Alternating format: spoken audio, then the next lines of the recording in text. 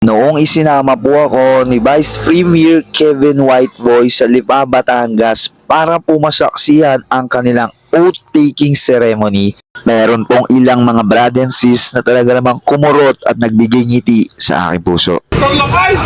Ikaw mo kami. Ang lakay! Pala ko sa'yo! Sayang po ni ano eh. Hello po. Salute po.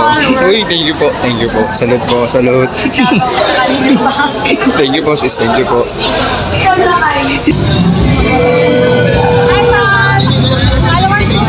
Ay, thank you po. Ang lakay! Ay, ito! Lagi ako naglalay! Pakaran nyo! Salute. Pagkaksak na sa Sherman ka ng dalawang kantina. Ay, ito! Naradyak na eh! Naradyak. Salute, tol.